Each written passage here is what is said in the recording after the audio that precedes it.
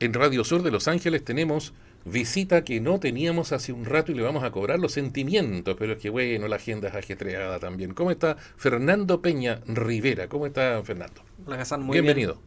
Oye, pero hemos estado bien seguidos este año acá, pues. Sí, Sí. pero me hace falta su presencia así más permanente, Acá para que se programe nos así. estamos poniendo al día. La gente necesita saber, ¿y qué habría dicho de esto don Fernando Peña? ¿Qué opina? Un referente, claro, de opinión, pues necesario. Muy bien. Que opine permanentemente usted para que nos diga qué opina, qué pasa. Bueno, ahora hay más tela que para cortar, pues. Exactamente. Podríamos sacar el tejido, quizás también, claro, en el mate otra jerga. también. Hay harto para comentar. Sí. La pregunta es si con tanta cifra que sale mal, no sé, pues de repente los presupuestos, la mejor directora de presupuestos del mundo mundial se equivoca, bueno, hasta se cae Superman, no se van a caer, se caen los aviones también, pero que en la tramitación de esa ley de pesca también las cifras no andaban bien y nos damos cuenta que el jefe de todos ellos tampoco tiene mucho manejo de la cifra exacta que digamos, pero me preocupa de si las cifras se están manejando mal por falta de capacidad o es a propósito que nos están, como decían los viejitos del campo, embolinando la perdiz con las cifras para que voten de una manera y después, ay, nos equivocamos, no era así, pero no importa, ya está listo. ¿Qué opina don Fernando de esta situación? Bueno, hay dos tesis. Pues. Una, que efectivamente la cifra se entregó mal a propósito, que es la cifra que de hecho, o sea, es la tesis que lucubró el actual gobernador. Ya. Y que de hecho se explica para básicamente intencionar una rediscusión en la comisión mixta, para redefinir las cuotas que quedaron originalmente estampadas en la ley. Las que había. Claro, pero para abrir la discusión, básicamente. Esa es la intención. Y la otra tesis es que básicamente hubo un error negligente, por no decir dolo, de parte de las autoridades que entregaron cifras erróneas y que eso obviamente perjudicó o afectó en la decisión que tomó la empresa Pacific Blue de cerrar una de sus plantas de procesamiento de merluza, y lo que va a dejar en la calle sin trabajo a más de 3.000 personas en un futuro no muy lejano. Oiga, ¿no será porque no les gustó? A lo mejor el tema era otro, era que no. Ahora, como sea, cualquiera de las dos tesis cualquiera es terrible. habla de un nivel de... Claro, una es más macabra, la otra... Que lo están haciendo a propósito. Claro, pero en cualquiera de los dos escenarios yo creo que hay un gobierno que no es capaz de administrar, creo yo, una discusión que siempre debió haber sido una discusión muy técnica. Absolutamente técnica. Que es la discusión sobre la asignación de cuotas para la pesca industrial y para la pesca artesanal. Finalmente el debate terminó contaminado, creo yo, con el sesgo ideológico particularmente ahí de algunos parlamentarios, como el senador comunista Daniel Núñez, que en la ley anterior fue de hecho el que marginó, por ejemplo, a la pesca industrial de la extracción de jibia, que fue una cuestión que se enmendó ahora en esta ley.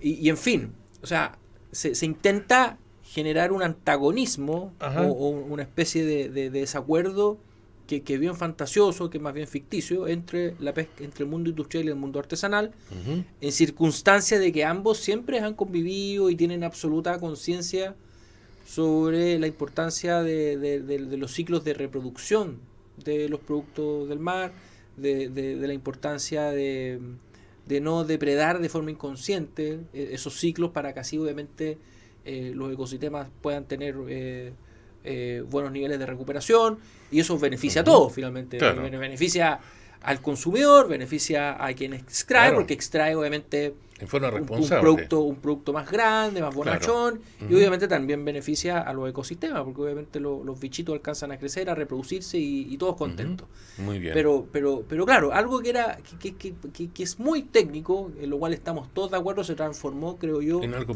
politizado, en un lodazal, en una cuestión que en ningún caso merecía, creo yo, ese nivel de dramatismo. Y creo yo el gobierno enredado en su propio fantasma finalmente terminó, creo yo, arrastrando una discusión que, insisto, era muy técnica a una cuestión que se transformó en un problema político, porque hoy día parlamentarios del Partido Socialista y de derecha están básicamente exigiendo la salida o del subsecretario o del ministro o de ambos. Claro. Que es lo que nosotros de hecho hemos pedido desde la bancada del Partido Republicano. Claro, porque es como inexcusable que haya sido un error o que las cifras se hayan enredado a propósito. Cualquiera de las dos cosas es absolutamente sí, cualquiera de las dos amerita, creo negativo. yo, un tirón de oreja. Y yo creo, yo así lo transmití al menos en mis redes sociales personales cuando esto ocurrió.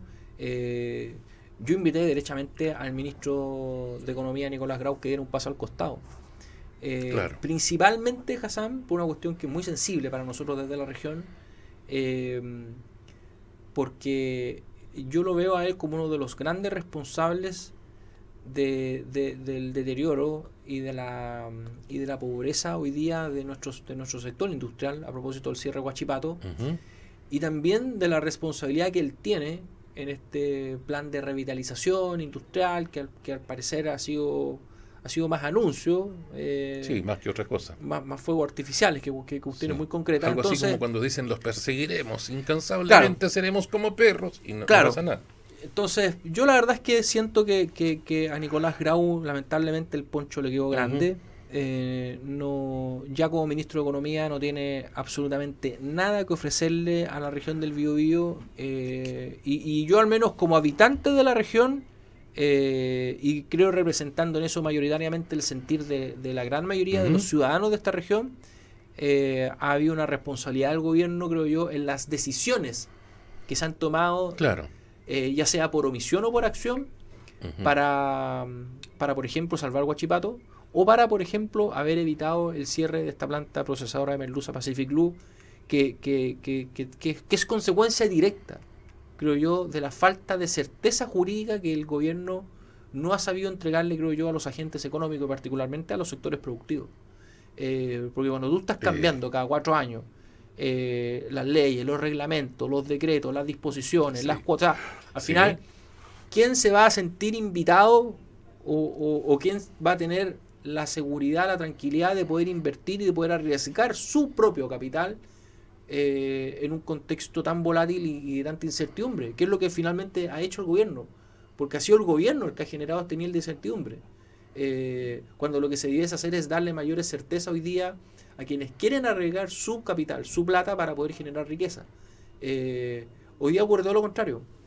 Tienes un gobierno que asfixia la inversión, tienes un gobierno que además impide con la famosa permisología que inunda y que agobia con trámites que duran años a veces en solucionarse. O en hartos años, 8 o 10 años, claro, tranquilamente. La respuesta hoy día es, bueno, ¿y quién se podría sentir invitado hoy día a arriesgar capital o a no trabajar apatronado y a levantar un boliche o un negocio propio, por muy humilde que sea, o también de los ambiciosos? El riesgo es muy grande. Claro, entonces... Una de las cosas que hemos visto por estos días es que ha fallecido el expresidente uruguayo, ¿verdad? Y sabemos que el señor Mujica tuvo un pasado guerrillero en todo caso. Él fue un guerrillero en sus juventudes. Pero después parece que sentó cabeza al señor.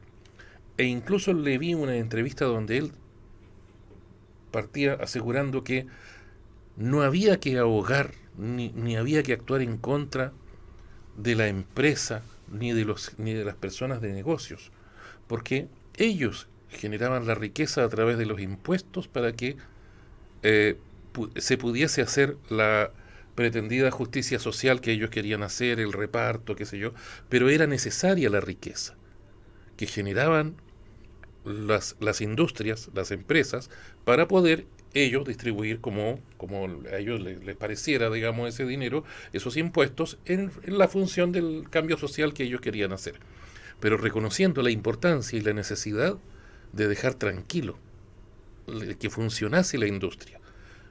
Pero al parecer los que nos administran en el país en este momento han tenido desde hace un rato ya un discurso anti-empresario, anti-empleador, antidesarrollo. Ellos quieren, como dijo muy bien alguien, prefiero que sean todos pobres, esto en función de la pretendida igualdad.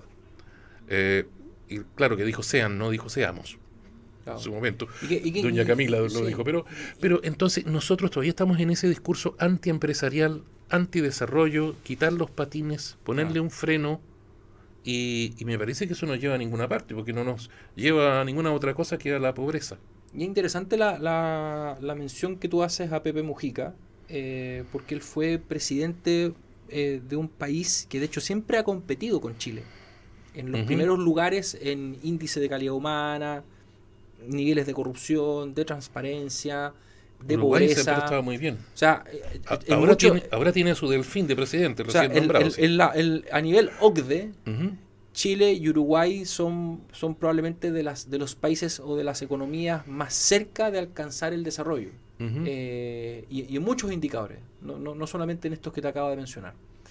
Y esto es importante porque efectivamente Chile siempre ha competido con Uruguay en ese nivel de posicionamiento o de desarrollo para de alguna manera ir saliendo o ir superando la realidad histórica de Latinoamérica. Claro. Y por eso es que en Chile crece ese mito de ser los jaguares, ¿te acuerdas de los años 90? Y claro, eso siempre como en la confrontación o en esta disputa con Uruguay. Y Uruguay, independientemente de claro, porque el fenómeno del Frente Amplio fue un fenómeno que inauguró Pepe Mujica, que de alguna manera le disputó el poder o la hegemonía a una derecha que venía gobernando muchos años y sectores de centro. Pero la diferencia es que cuando gobierna el Frente Amplio en Uruguay, a todo esto, para quienes no lo sabían, el Frente Amplio en Chile se coloca Frente Amplio en honor o de alguna manera haciendo mención a ese ejemplo en Uruguay. Claro. Al partido que funda Pepe Mujica en Uruguay.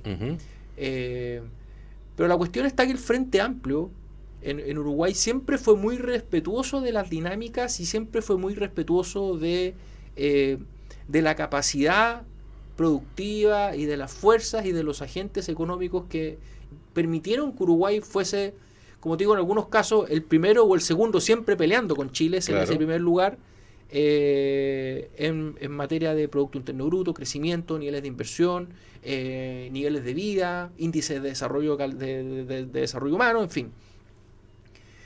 Y Uruguay sigue siendo ese país vigoroso, independientemente de los gobiernos que han pasado. La diferencia es que Chile, en muy pocos años, producto, entre otras cosas, de una rebelión inconclusa, de la consecuencia inmediata después de esa rebelión, que es que llegara un gobierno de izquierda al poder y que sigue gobernando, es que efectivamente hay un nivel de desorientación increíble. Porque yo, de hecho, coincido en que Gabriel Boric, de su programa inicial de gobierno, ha logrado hacer muy poco. Si piensas tú que de todas las barbaridades con las cuales él fantaseó y engatusó a la población, muy pocas ha podido hacer. Pero por mediocridad, ni siquiera por falta de audacia. Y ahí viene lo triste de esto. Es que no habiendo podido concretar, yo creo que ni siquiera una parte de su programa, cae en una especie de morriña o en una especie de depresión gobernante que nos tiene a todos hoy día mirando para el techo en un nivel de desorientación y de improvisación. Si el gobierno lo único que hace es improvisar. Todas las semanas improvisa. Porque, entre otras cosas, porque además sale de una crisis y vuelve a otra. Ha estado desde que estalló el caso Convenios el año pasado, entre medio la casa de la ex senadora Allende, ahora el caso Procultura, entre medio los indultados del estallido. Entonces, olvídate. O sea, yo creo que esta experiencia de un gobierno del Frente Amplio en Chile no se parece en nada a lo que hizo Pepe Mujica en Uruguay y que felizmente le permitió a Uruguay, creo yo, no arriesgar y no comprometer ese desarrollo previo que siempre exhibió. En el fondo, no tocar. A ver, recibieron un país como un tren con una locomotora tirando del tren, pero a todo dar, con una maquinita que estaba ahí, pero perfectamente afinada, y en vez de, como dice Pepe Mujica, en el fondo deja que las empresas funcionen, dejar que la locomotora siga tirando y todos los carros a continuación disfrutando del pero tú te acuerdas cómo era Chile antes del 18 de octubre del 2019? Claro, no éramos Luxemburgo pero estábamos mucho mejor. No vivíamos, cierto, en un país del primer mundo. Claro. Pero yo le quiero recordar a las personas que nos escuchan que ese fue un gran acto de terrorismo. Yo le quiero recordar a las personas que nos escuchan que hagamos ese ejercicio de memoria, de recordar cómo era Chile antes del 18 de octubre del 2019. E insisto, no éramos Luxemburgo, no éramos un país del primer mundo, pero en Chile tú podías comprar una casa con un crédito hipotecario de una tasa del 1 o el 2%, podías encontrar trabajo, te costaba, pero podías encontrar trabajo, se abrían empresas, no se cerraban empresas como ahora, y felizmente podíamos todos tener condiciones mínimas, podíamos caminar por la calle bastante más tranquilos que hoy día. Entonces, de que el país se ha deteriorado, sí, pues se ha deteriorado. O sea, este gobierno le ha hecho mal a Chile. Tenemos un, si esa es la realidad. Un deterioro sostenido, digamos, y al parecer a propósito. Sí, sí. Porque siempre queda la pregunta, ¿son o se hacen? Entonces, de repente, yo creo que hay una mezcla de las dos cosas. De si acaso el daño que se está produciendo a Chile es solo por su incompetencia o lo están haciendo a propósito. No, yo creo que hay más incompetencia. Pero daño hay. Hay más incompetencia. Creo ¿Quién va a confiar en un país que parte, me acuerdo de gobiernos anteriores, parte con una señora Bachelet diciendo, ay, vamos a hacer una reforma tributaria? ¿Ah? No, ¿y qué van a cambiar? No sé, lo estamos viendo. Oye, que no puedes dejar en el aire lo tributario. Lo responsable es decir, miren señores, vamos a hacer un cambio. Lo que era así ahora va a ser así, listo. Pero no, es que lo estamos viendo. Y en el aire la reforma tributaria por años, hasta que al final dijeron alguna cosa que al final que iban a hacer. Ya, muy bien. Después, ¿qué van a hacer ahora? Bachelet 2. No, que ahora van a hacer una reforma laboral. Ah, ya, o sea, las leyes laborales van a cambiar, sí. ¿Y en qué van a cambiar? No sabemos todavía, lo estamos viendo. Sí. En el aire lo laboral. Claro, pero al menos se tocaba, yo lo que puedo, ¿sí? Sabiendo las consecuencias negativas, ¿sí? Pero la diferencia entre este gobierno y los gobiernos de la concertación es que la concertación tocaba la sinfonía con partitura, claro, no de oído. Claro. Estos gallos todo lo hacen de oído, por intuición, por tinca, maniobran, pero con una gran ignorancia. Pero claro, porque entre que no tienen la experiencia, porque también pensaban que gobernar era muy sencillo. Que están aprendiendo. Y porque además, y eso es importante entenderlo, esta es la generación que nos gobierna, nunca ha trabajado fuera del mundo político. O sea, fueron dirigentes estudiantiles, fueron después diputados. Sí. Después de diputados saltaron a la moneda y no saben lo que es pagar un PPM, no saben lo que es pagar el IVA, no saben lo que es hacer una boleta de honorario, menos abrir una empresa. Entonces, sí, son personas que no conocen cómo funciona el mundo real. Si eso es lo grave y eso es lo triste, que nos gobiernan personas que de verdad que es una pequeña burguesía progresista, de izquierda, pero que no tiene ningún contacto, ningún cable a tierra hoy día con lo que ocurre en el Chile real. Sí, yo me refería a que haber permanecido esas cosas en el aire produjeron un gran daño. Como te dijera yo, la poca fiabilidad que el país mostraba hacia afuera. ¿Quién iba a venir a invertir si todavía no sabían qué iban a hacer en lo tributario durante largo tiempo? ¿Cómo iba a quedar lo laboral también en el aire mucho tiempo? Y después, 2 experimentos constitucionales consecutivos. O sea, oye, el día que estos gallos se pongan de acuerdo, ¿qué es lo que van a hacer? Porque no saben si son un país o son una juguera, porque, oye, 2 veces hicieron el ejercicio constitucional para quedar en lo mismo, todo esto. Y eso tiene su precio, esa indeterminación. Eso de tener en el aire las cosas mucho tiempo produce daño, porque ¿quién viene a invertir mientras no se resuelvan esas tipos? Esta cuestión que es media trágica, así como media shakespeariana, pero a mí yo la identifico más con unos monitos animados que a mí me gustaban mucho cuando era cabro chico, que era el Candy y la flor de los 7 colores. ¿Te acuerdas tú? No. ¿No la viste? No. Que somos de otra generación. Yo creo. Pero mira, Candy recorre el mundo buscando la flor de los 7 colores. ¿Ya? Todos los países del mundo, una flor maravillosa, preciosa.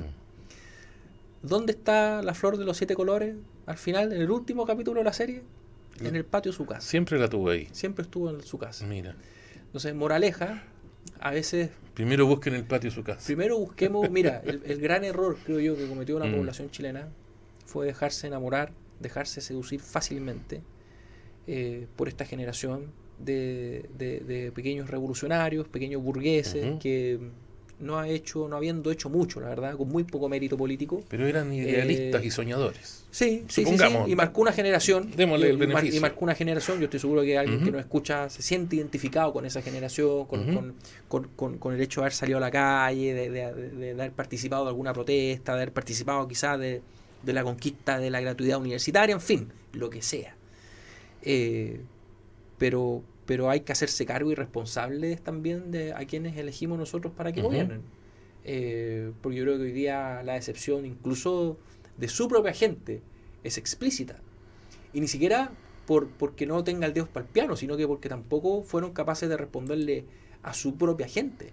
O sea, insisto, el programa original de Gabriel Boric, yo creo que si uno puede hacer un escrutinio, yo creo que no alcanza a ser el 20% de lo que ellos se plantearon. Ahora, no faltarán las disculpas del por qué, pero que no se ha hecho. Ahora, de repente no sé si tenemos que dar gracias que no se ha hecho. Sí, o sea, yo creo que es que al final la consecuencia de eso es que hay un nivel de desorientación y de anomia, si se quiere, de que nadie sabe para dónde va la micro. Y cuando el presidente no es capaz de ordenar, y cuando el presidente no plantea una ruta o un horizonte de desarrollo claro, nítido, claro, eso afecta al resto del sistema político, sobre todo en un país presidencialista, donde estamos acostumbrados a que sea el presidente de alguna manera el que ordene, el que dé las señales. Acá el presidente, la verdad es que incluso en sus giras va a Japón, habla de los caballeros zodiacos, de que veía Dragon Ball, ya está bien, todo muy lindo, todo muy anecdótico, pero la verdad es que así poniéndonos serios y sumando los aciertos y sumando sobre todo, bueno, cuál es el valor agregado finalmente de lo que se ha hecho en materia, por ejemplo, económica, laboral, en materia, sobre todo para garantizar la seguridad. O sea, estamos todos mirando el techo. Y todas las leyes que se han aprobado, lamentablemente, no han mostrado, creo yo, el nivel de efectividad que la población busca. Porque lamentablemente la población sigue afectada, con miedo, y en todo su derecho a sentir miedo, porque de verdad, y vuelvo a la analogía del 2019, o sea, Chile ha empeorado y está más vulnerable, más expuesto. Y esto es algo que hace 5 años atrás nosotros no sentíamos como chilenos. Porque claro, siempre hubo delincuencia, pero ya a esta altura estamos todos echando de menos al compadre que te cogotea, puta, y te... por lo menos que sea chileno, dice. Además, hoy día el temor es que te descuarticen, entonces... Estábamos hace un tiempo atrás preocupados de que la bolsa plástica, que cuidado que los microplásticos, que no se entregaran, no sé, que el material particulado, que el PM2,5, el informe que iba a decretar una preemergencia porque era peligroso para la salud. Y de pronto estamos preocupados que no nos maten a la vuelta de la esquina. Nos cambiaron los parámetros de un viaje, estábamos hilando finito, hoy no, estábamos tan lindos. Y el tema del trabajo igual, Hassan, si yo creo que tú conoces personas que hoy día la están pasando muy mal. Mire, es cosa de mirar el centro de Los Ángeles y ver la cantidad de locales cerrados. Muy mal, hay mucha pobreza. Y todo esto lamentablemente se oculta o se trata de disimular con bonos, con ayudas del Estado, pero todos sabemos que las personas no llegan a fin de mes con los bonos que entrega el Estado. Y por eso yo también invito a las personas que nos escuchan a votar en conciencia. Sí. No se deje seducir, señora, caballero, no se deje seducir por la persona que le ofrece una canasta de alimento o más bono. Déjese seducir por las personas que quieren hoy día crear más trabajo. Déjese seducir por las personas que están pensando hoy día en cómo atraer inversión. Basta de dejarnos seducir por personas que de manera clientelar nos ofrecen más bonos, más canastas de alimentos, más leches para las preficias. O le va a dar pega en la MUNI. O una peguita en la MUNI, o en cualquier lado, no. Si acá los políticos tienen que ofrecer trabajo, atraer inversión. Los políticos tienen que echar a correr, a rodar nuevamente el engranaje de las fuerzas productivas, de lo que hoy día lamentablemente está durmiendo, pero que en algún momento fue vigoroso. Y eso es lo que hay que recuperar. O sea, tienen que recuperar las condiciones necesarias para facilitar la inversión, crear la confianza, volver a dar confianza. Pero eso se logra partiendo por el nivel de... ¿Por dar seguridad? Y sobre todo por el nivel de personas que nos gobiernan. Claro. O sea, acá, insisto, cuando hay políticos que solamente se dedican a regalar o a a llevar cajitas de cositas, o que mire, que y el cartilleo, como se conoce, y esta cuestión se rehúsa al cartilleo, o sea, la relación entre los ciudadanos y los políticos se rehúsa al cartilleo. ¿Cuál sería ese cartilleo para que los que nos escuchan lo tengan cartilleo claro? Que le llevo el calendario, que le llevo la cosita, el espejito, la bolsita para que ponga la basura. Se supone que eso se prohibió. Mire, como sea, pero siempre, pero no podemos reducir, insisto, no se puede reducir la actividad política a eso. Y por eso es tan importante que las personas cuiden su voto, cuiden su voto y se fijen sobre todo en las propuestas y en el carácter también de las personas que las buscan representar. Esperemos que sí. Lo que pasa es que, mire, una y otra vez nos han mentido bonito. Recordábamos a gente que en su candidatura a la presidencia nos ofreció eliminar el específico al combustible. ¡Ay, qué buena razón! Fantástico, votemos por él. Sale electo, dice, no, sabe que no se puede. No lo vamos a eliminar. Entonces nos mienten en la cara. Desgraciadamente tenemos autoridades electas que después de haber ofrecido, nos mienten en la cara. Bueno, y eso entre otras cosas porque a veces se postulan a cargos y pretenden cumplir funciones que no conocen. También. En el caso, por ejemplo, de los diputados, claro, un diputado vota leyes, pero un diputado, o sea, la misma Cámara de Diputados no legisla sola. No. Si un proyecto entra por la Cámara de Diputados, después pasa al Senado. Y por la Cámara de Diputados puede entrar un caballo y por el Senado puede salir un camello. Habitualmente entonces tampoco es que los diputados o los senadores sean superhéroes y puedan aprobar lo que se nos ocurra. No es así. Y en el caso del presidente lo mismo, tiene que jugar y tiene que cohabitar permanentemente con las decisiones que salen desde el Congreso. Entonces que la gente se fije bien, bueno, ¿a quién vamos a elegir? ¿Qué nivel de conocimiento tiene? ¿Qué preparación tiene? ¿Qué formación previa tiene? ¿Sabe que yo me he dado cuenta, desgraciadamente, que hay personas que son muy buenos candidatos, pero después en el cargo, no era buena idea? Pero también he visto personas con mucha preparación y que se ve a las claras que lo harían muy bien en el cargo, pero no son buenos candidatos. ¿Por qué? Porque tiene que ser, no sé, vamos a decirlo así, un poco en broma, no un tipo así, como el guatón parrillero, con hartos amigos que invita que quiere tomarse un copete, hagamos un asado, oye, ese sale electo, lo sacan, pero en andas. También tengo el ejemplo de un señor que se postuló a la alcaldía de un lugar, que no vamos a decir cuál es, para qué, donde él hacía su campaña diciendo, señores, aquí yo les voy a hacer el alcantarillado, les voy a poner agua potable, les voy a pavimentar, me voy a preocupar de que tengan alumbrado público, luz eléctrica, en el fondo urbanizarles, ¿verdad? Y la gente no le daba pelota, la verdad es que no les interesaba, no. Y él, extrañado, les pregunta, oiga, no los veo muy entusiasmados con esto, con que tengan alcantarillado, por ejemplo, no. ¿Y ustedes qué es lo que quieren? En realidad, ¿qué es lo que necesitan ustedes? Y es que sabe, caballero, es que aquí el verano es tan aburrido aquí en esta parte. Y queremos fiesta, queremos que haya fuegos artificiales, que haya entretención. No se diga más, dijo él.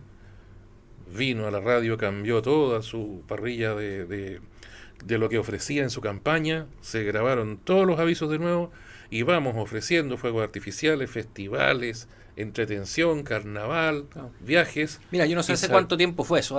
No hace tanto. Y yo lo puedo atestiguar que sigue de alcalde, porque ha sido reelecto una y otra vez, porque vuelve a ofrecer lo mismo, lo vuelven a elegir. Mira, y él permanentemente sigue siendo alcalde. Yo quiero pensar que después de todo lo traumático que han sido estos últimos 5 años, quiero pensar de que la gente hoy día vota con mucha más responsabilidad. Y quiero pensar de que la decisión que van a tomar los chilenos en noviembre va a ser muy meditada y va a ser pensando ya no solamente en el beneficio práctico e inmediato que van a recibir en sus vidas, sino que sobre todo pensando en el bien común. En un país que se está yendo a las pailas, en un país que está deteriorado. Si pueden caminar tranquilos por la calle. Y en un país esa es la parte linda, esa es la parte esperanzadora, pero un país que todavía conserva parte importante de su vigor, de su fuerza, de su talante. Y ahí es donde yo creo que los chilenos pueden ayudar a reconstruir parte importante de lo que se ha perdido y de lo que lamentablemente dejamos de hacer producto de la violencia, de la negligencia, de la mediocridad y sobre todo de la falta de rigor. si tú me pudieras a mí, si me preguntaras, ¿qué define a este gobierno? Es la falta de rigor, el poco profesionalismo, la improvisación y la capacidad para darse vueltas en cosas que deben ser sencillas, pero que lamentablemente para las cuales no hay dedos para el piano nomás. Así nomás es. Bueno, pero habrá la posibilidad de que las personas cambien de su forma de pensar y digan, oye, vamos a preferir un candidato más serio, ordenado, que diga que hay que, no sé, levantarse temprano, trabajar harto y que ellos se preocuparán de darnos las condiciones de seguridad y las condiciones económicas para salir adelante, Sí, que es la base, así que es es. la base. El resto depende ya de cada uno, ¿ah? Pero los que administran sí tienen que cumplir con dar por lo menos proporcionar la seguridad y la estabilidad económica para que la gente de esfuerzo pueda trabajar y salir adelante. Así Pero en es. este momento nadie se atreve a invertir un peso porque la cosa está No, que no se puede salir ni a la calle bajando el sol. Esperemos así no es. llegar a que no se pueda salir a la calle ni de día. Esperemos no llegar a eso. Esperemos. Oye, bueno, ha sido una conversación bien grata. Te agradezco la presencia, don Fernando Peña.